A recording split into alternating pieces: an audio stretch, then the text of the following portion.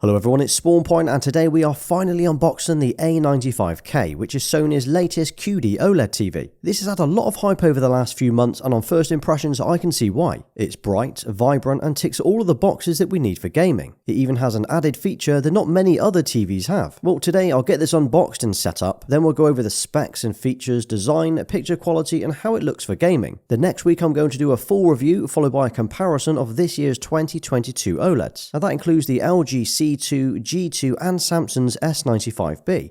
I wanted to give a massive shout out to Box, who very kindly loaned me this TV for a few weeks so I could make today's video. This is not a sponsored video, but I have linked to their site below if you want to check it out. Inside the box we get a set of instructions which tells you how to install the stand, the manuals, a removable power plug, some screws for the stand, loads of covers for the rear of the TV and 2 remote controls. There are also 2 sets of batteries and a camera. Now I've unboxed a few different TVs this year, but this is the biggest and heaviest stand that I've seen so far. It's this huge flat piece that can be placed either in front of or behind the TV depending on the look that you wish to go for. It's also got a nice soft textured feel to it rather than a hard brittle plastic. Setting it up is really easy. You take the 2 vertical brackets and you slot them onto the stand, and then you screw it in using the provided screws. Once that's done, you just need to pick the TV up and slide it straight onto the clips and it locks it into place. Then use the remaining screws to secure it to the back of the TV.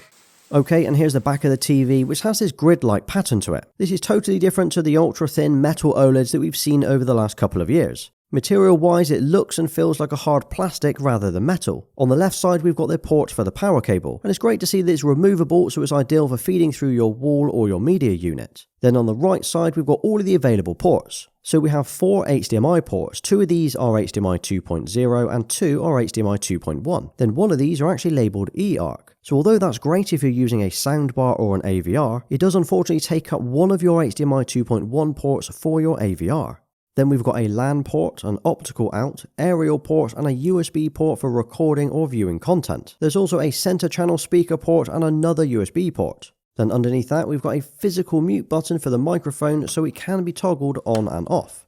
Now it does come with 3 plastic covers and these can be used to hide away any cables out of sight. Of course, once these covers are installed it will make changing the cables pretty difficult.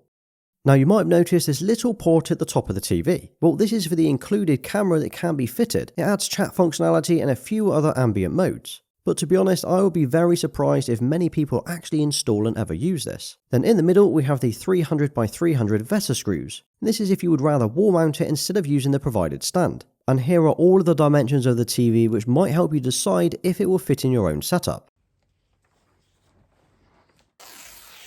Design-wise, I think this TV looks awesome. The first thing you'll notice is how thin the frame or the bezels are when watching it straight on. As with most OLEDs, it gives you that almost borderless image on screen. The top and the sides are incredibly thin, whereas the bottom part is a little bit chunkier. This is also where the LED lights are for the remote control sensor, as well as the Sony logo as well. Now, unlike most of the other OLEDs out there, the A95K is pretty thick. So if you were thinking of wall mounting it, it's not going to be quite as flush to your wall as something like the LG G2. But of course, the advantage of the extra thickness means it doesn't feel as flimsy or as delicate to hold when moving it around. Although it is very heavy, it does make it feel like a premium TV. And you'll either love or hate the stand, but as you can see, you can either have it placed in front of or behind the TV. And this lets you decide if you would rather have the TV flat to your wall or out in front like I have. You will notice it leans backwards quite a lot, but there is a reason for this. This is designed to reduce the reflections on your screen as you're watching it straight on. This means you won't see yourself or any lighting you've got in the room that's at the same level. I can imagine new users thinking this is a fault, but it is intended to look this way. Oh, and another thing, the stand is as wide as the TV, so you will need a unit underneath that can take the full width. When it comes to setting it up, it's relatively straightforward as you just run through the on-screen messages and requests. The easiest way to set it up is to scan the QR code using your phone, and as I already have a Google account, it logged me straight in and added it to my account. Then accept all of the terms, set up any connected devices and install the apps that you need. And on first impressions, looking at this TV, straight out of the box with no tweaks at all, this thing looks incredible. I know I've covered a few different OLEDs on the channel this year, including the S95B, C2 and G2, but this could be the best TV that I've ever seen. So the A95K is a 4K QD-OLED screen, and this combines the self-lighting pixels, incredible viewing angles and contrast levels of an OLED with the colours and brightness of a quantum dot TV. The colours are powered by the Cognitive Processor XR, which provides more natural and vivid colours, and to be honest, you only have to spend a few seconds looking at the screen to realise how good it looks. The colours pop, but not in an oversaturated, unnatural way. And the fact that it's an OLED means the contrast and black levels are nearly perfect. I will do some more testing over the next week to check out the dark scenes, especially at night, but so far these do look perfect. But it's the brightness that's really surprised me. The first thing that I did was turn off the ambient light sensor and change the peak luminance to high. Day to day you probably won't do this, but I wanted to see just how bright it would get. Combining the brightness, colours, black levels and overall picture quality, and this TV looks incredible. Now I've obviously only been with this TV for the last few days, so I've not had a chance to watch many movies, but that is the plan over the coming week just to see how it performs. It then supports all of the formats you would like and expect to see. That includes HDR10, HLG and of course Dolby Vision. And as it's an OLED, it means we get the incredible viewing angles we like to see, along with decent reflection handling. So if it's near a window or a bright room, this will handle it far better than most other OLEDs.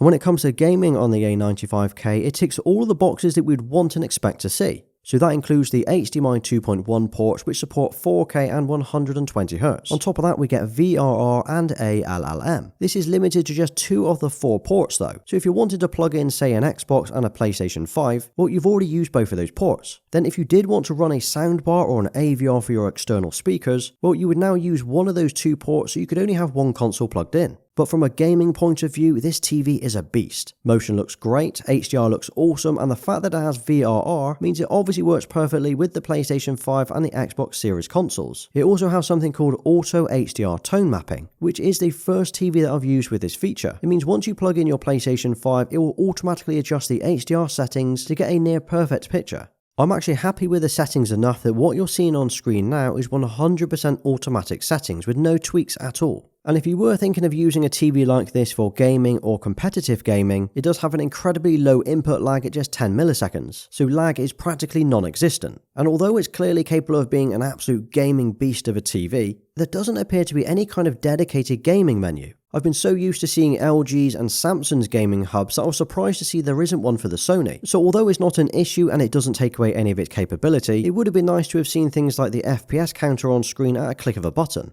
As mentioned, it does support 4K and 120Hz, and it supports 1080p as well as 60Hz, but unfortunately the TV does not natively support 1440p. You can force this in the settings if you're using a PC to game on, but using the PlayStation 5 you will unfortunately get an error message saying the TV does not support 1440p. But having used this for the last few days on the PlayStation 5, I can happily say this is one of the best TVs that I've used for gaming.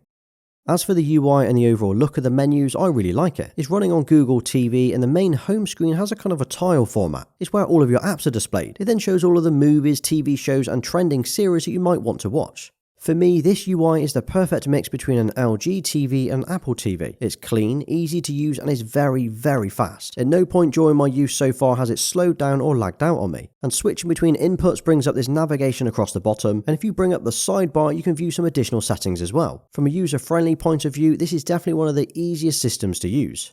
We then get 2 remote controls in the box. There's the standard old school looking one which is more of a practical than aesthetic remote control. And then we get a brand new metal one from Sony, which for me adds more of a premium feel. It's small, slim, and has all of the available buttons that you kind of need for a remote control. Oh, and as for the speakers, these are up there with the best TV speakers that I've heard. I mean, sure, no TV speakers are ever going to blow you away, as you'll always be better off with a soundbar or external speaker setup. But honestly, so far, these are really impressive.